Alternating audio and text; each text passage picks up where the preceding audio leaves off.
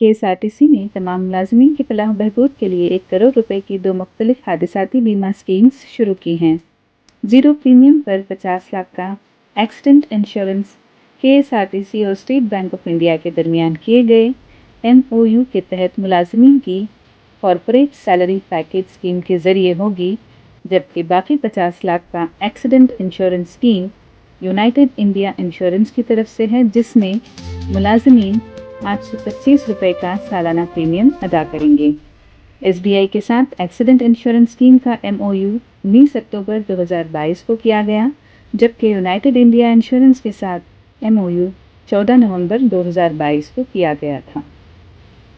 See, we have introduced a scheme of 1 crore insurance for our employees.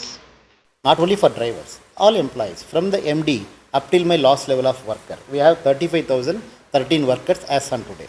I have insured all 35,013 employees of KSRTC for 1 crore accident insurance on duty and off duty, both. Because all of us are equally vulnerable to accidents, either while driving or even not driving also. So we need to have some insurance scheme because the families are the most troubled people when somebody meet with accident. So I've been facing all these trouble of my employees' families and all. So I thought we will give a best of the insurance scheme. So this insurance scheme will definitely safeguard the families. So we signed the agreement 2 months back with State Bank of India 50 lakhs insurance and United India Insurance 50 lakhs. So after signing agreement within 15 days, I lost one of my driver in accident. I feel very sad and sorry for the family and the life we lost. But at the same time, we feel little comfortable somewhere to help the family financially so that they can be comfortable at least financial sake. So in that way, this money will help the kids for their education, the family for their economic safety and respect in the society. This much is one of very unique scheme, I believe. So it's been done. ಅವರು KSRTC driver ಆಗಿದ್ದರು, driver come conductor ಆಗಿದ್ದರು.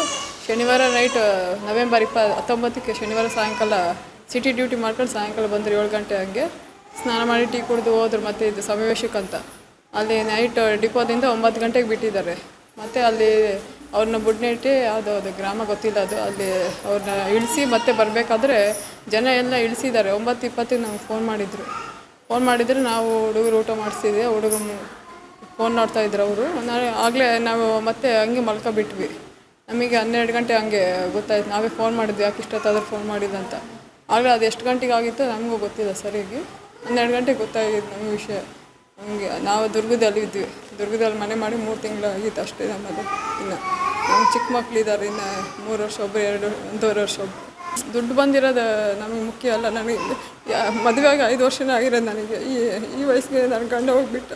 ದುಡ್ಡು ತಗೊಂಡು ಏನು ಮಾಡಬೇಕು? ನನ್ನ ಗಂಡ ಇದ್ದಿದ್ದರೆ ನನಗೆ ಎಷ್ಟೋ ಇರ್ತಿತ್ತು.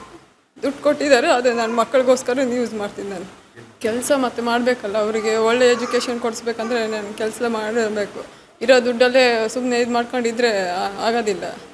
ನಾನು ಕೆಲಸ ಮಾಡಬೇಕು. ಆದರೆ ಚಿಕ್ಕ ಮಕ್ಕಳದು ಒಂದು ಸ್ವಲ್ಪ ಟೈಮ್ ತಗೊಂಡು ಹೇಳಿದ್ದೆ, ಕೊಡಿಸ್ತೀವಿ ಅಂತ ಹೇಳಿದ್ರು. BA ಆಗಿದೆ ನಮ್ಮದು.